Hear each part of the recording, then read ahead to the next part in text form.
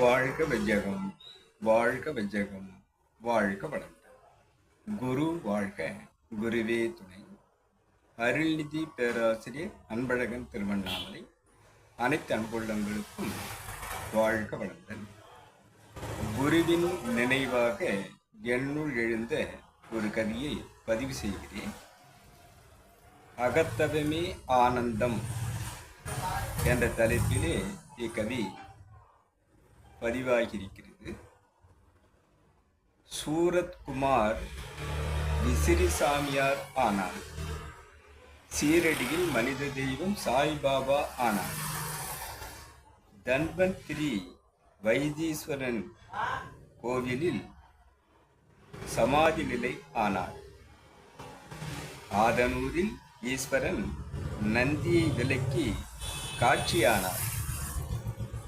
நாடும் வீடும் நன்மை பல நற்செயலாக தேடும் தெய்வீகம் தெவிட்டாத இனிமை பெற தென்றலாய் வாழ்க்கை ஜனம் மலர் தென்புலத்தாராய் அகத்தவமேற்று பயணிப்போம்.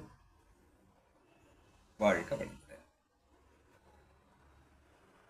சில எடுத்துக்காட்டுகளை இறைநிலை விளக்குகிறது. சூரத்குமார் விசிறி சாமியார் ஆனார். வடநாட்டில் இருந்து பயண யாத்திரைக்காக வந்தவர் தென்புலத்தில் தவமேற்று திருவண்ணாமலையில் விசிறி சாமியார் என்ற தெய்வீகமாக மாறுகிறார். சீரடியில் மனித தெய்வம், மனிதர்கள் அத்தனை பேரும் தெய்வீகமாக வழிபடும் ஒரு தெய்வமாக சாய்பாபா, சீரடி சாய்பாபா என்பதாக நாம் பார்க்கிறோம். தன்வந்திரி வைத்தீஸ்வரன் கோயிலில் சித்தர் தன்வந்திரி அவர்கள் ஜீவ சமாதியில் அமர்ந்து கொண்டு அனைவருக்கும் அருள்பாலித்துக் கொண்டிருக்கிறார்.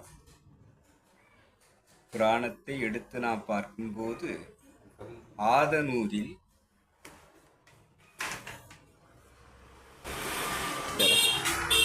ஒரு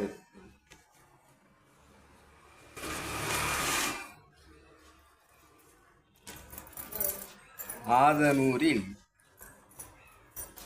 சித்தர் தன்வந்திரி அவர்கள் எவ்வாறு சமாதி நிலை ஆனார் என்பதை பார்க்கிறோம்.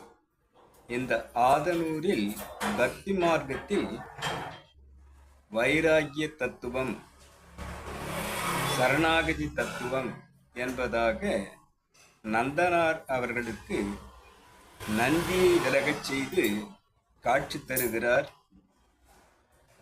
ஈஸ்வரன்.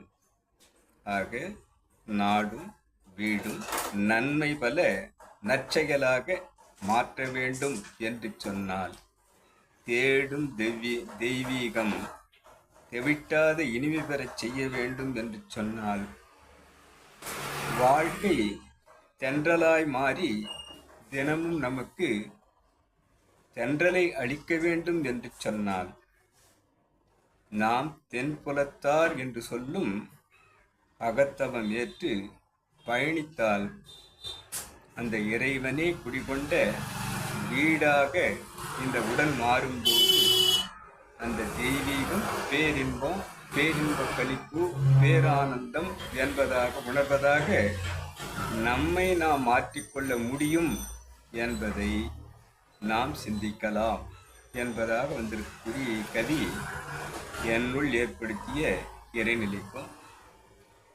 குருநிலைக்கும் இதுகாரும் செவிமடுத்த அனைத்து அன்பு உள்ளங்களுக்கும் நன்றி, நன்றி, நன்றி.